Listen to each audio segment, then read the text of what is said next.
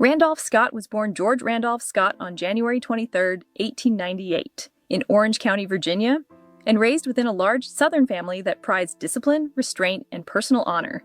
His upbringing in Charlotte, North Carolina, shaped a man who believed deeply in manners, responsibility, and moral consistency.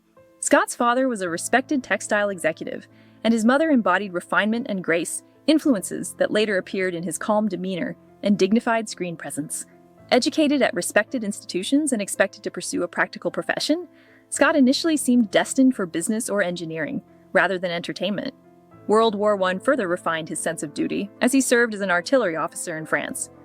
By the time he returned home, Scott carried himself with quiet authority, guided by a belief that character mattered more than attention, a philosophy that would define his entire life and career.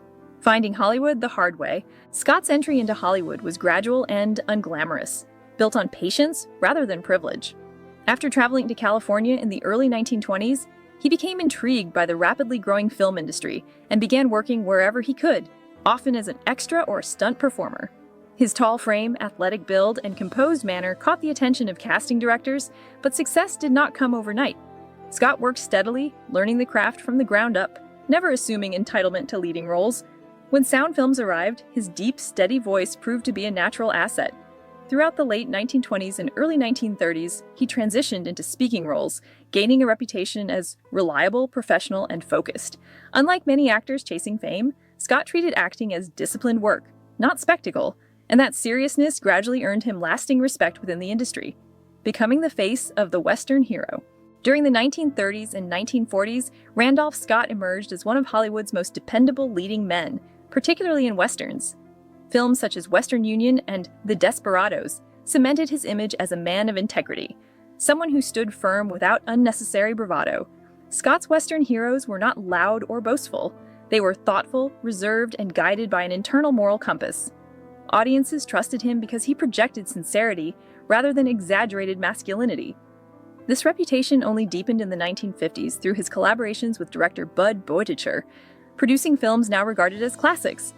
These roles often portrayed men wrestling quietly with loss, responsibility, and justice. Scott's influence reached its graceful conclusion with Ride the High Country in 1962, where he portrayed aging honor in a changing world, mirroring his own dignified farewell from cinema. Life beyond the camera. Away from the screen, Randolph Scott lived with the same restraint he brought to his performances. He invested wisely, particularly in real estate, and became one of the wealthiest actors of his generation without flaunting it. His personal life reflected stability rather than scandal, especially during his long second marriage to Patricia Stillman. Together, they built a peaceful domestic life, adopting 2 children and dividing time between Beverly Hills and their ranch near Santa Barbara. Scott cherished privacy, faith, and family above public attention, avoiding Hollywood excess even at the height of his fame. Friends often noted that he was gentle, thoughtful, and deeply loyal, qualities that contrasted with his rugged on-screen image. When he retired, he did so completely, choosing contentment over continued visibility, confident that he had told his stories honestly and on his own terms. 2 icons, 2 philosophies. In the golden age of Western films, Randolph Scott and John Wayne stood as towering figures, yet they represented very different interpretations of heroism. While audiences often grouped them together, Scott saw a clear distinction between their approaches. Scott valued subtlety, internal struggle, and moral ambiguity, believing that true strength did not require constant display. Wayne, by contrast, embraced a larger-than-life presence, projecting confidence, certainty, and bravado. To Scott, this felt theatrical rather than authentic. He viewed acting as craftsmanship, something built quietly through discipline, while Wayne embodied showmanship. Their differences were not rooted in personal attacks, but in opposing philosophies about storytelling and character. Scott believed the Western should reflect human complexity, whereas Wayne's films often emphasized bold certainty. This contrast laid the groundwork for a lasting professional distance between the 2 men. Personality clashes behind the scenes. Beyond artistic differences, Scott and Wayne clashed in temperament.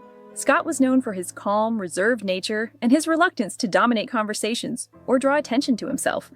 Wayne, on the other hand, was outspoken, confident, and often politically vocal, enjoying debate and command of a room. Scott preferred restraint and believed that some topics, particularly politics and war, deserved humility rather than performance. He reportedly found Wayne's certainty irritating, not because of disagreement alone, but because of what Scott perceived as oversimplification. Scott believed life, like the frontier, was full of gray areas, and he admired men who acknowledged doubt.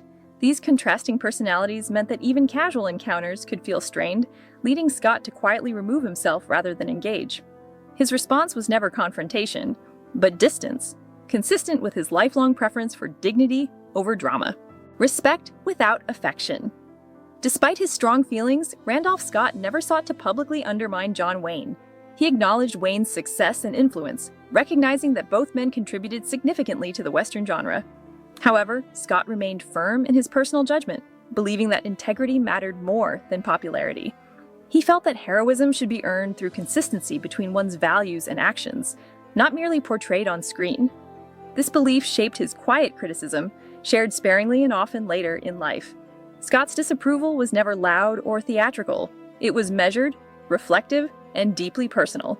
He understood that audiences connected differently to each type of hero, and he accepted that contrast without seeking validation. In many ways, Scott's restraint in handling his disagreement reinforced the very principles he lived by throughout his life and career. The end of an era. Randolph Scott passed away in 1987 at the age of 89, following heart and lung complications, closing the chapter on a life marked by discipline, clarity, and consistency. He was laid to rest in Charlotte, North Carolina, returning symbolically to the roots that shaped him. His marriage to Patricia endured for over 4 decades, and their partnership remained one of Hollywood's quiet success stories. Scott's legacy extended beyond his films into the values he represented: modesty, responsibility, and thoughtful masculinity. His personal papers, preserved for future generations, reflect a man deeply engaged with his work, yet uninterested in spectacle.